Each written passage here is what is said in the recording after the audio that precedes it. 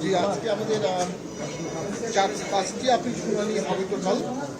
এর মধ্যে 3টি আপিল শুনানি হয়েছে আর 2টি দণ্ডপতি বিরতির পরে হবে।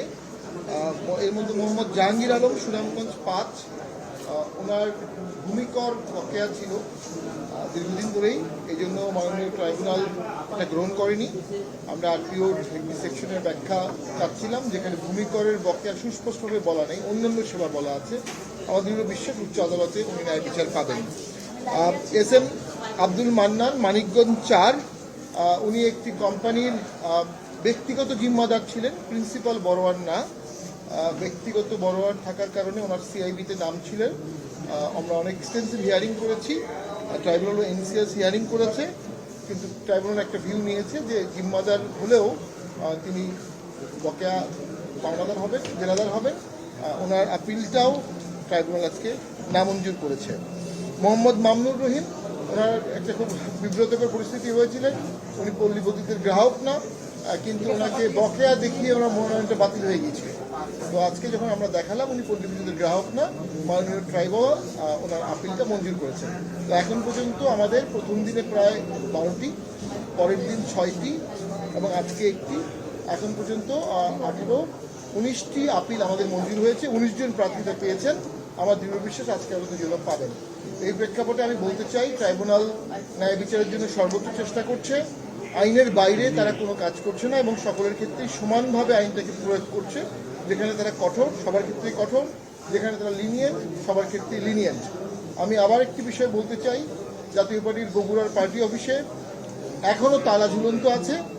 এই অফিসটি অনেক আগে লিজ নেওয়া হয়েছিল ডিসি অফিস থেকে, এবং ডিসি অফিসের নথি অনুযায়ী জাতীয় পার্টির বগুড়ার অফিস এখন পর্যন্ত অন্য কাউকে লিজ দেওয়া হয়নি।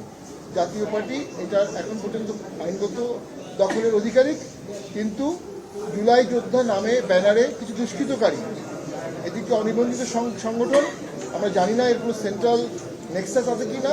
আমরা মনে করি কেউ কেউ অফিসটি দখল করে দোকান ভাড়া দেওয়ার উদ্দেশ্যে অথবা জাতীয় পার্টিকে ভোটের মাঠ থেকে সরিয়ে দেওয়ার হীন উদ্দেশ্যে, গণতন্ত্র নষ্ট করার উদ্দেশ্যে এই পার্টি অফিসের দখলের চেষ্টা করছে।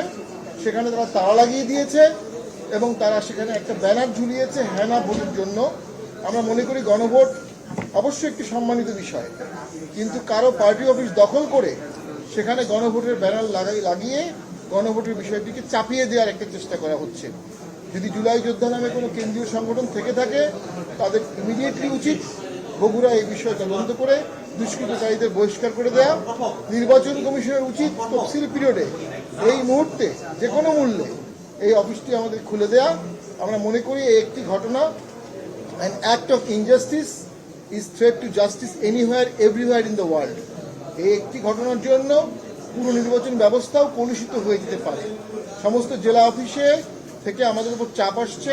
এ ধরনের ঘটনা ঘটলে আমাদের কিন্তু নির্বাচন বয়কটের চাপ অনেক বেশি আমাদের উপরে আসবে। রাষ্ট্র সরকার নির্বাচন কমিশনকে দেখাতে হবে যে যেসব দল নির্বাচনে অংশগ্রহণ করছে তারা এবং তাদের প্রার্থীদের এবং তাদের জানমাল এবং সম্পদের সুরক্ষা দিতে এই রাষ্ট্র সক্ষম। যে রাষ্ট্র এই সক্ষম না হয়, অক্ষম রাষ্ট্র সুষ্ঠু ভোট করতে পারবে না।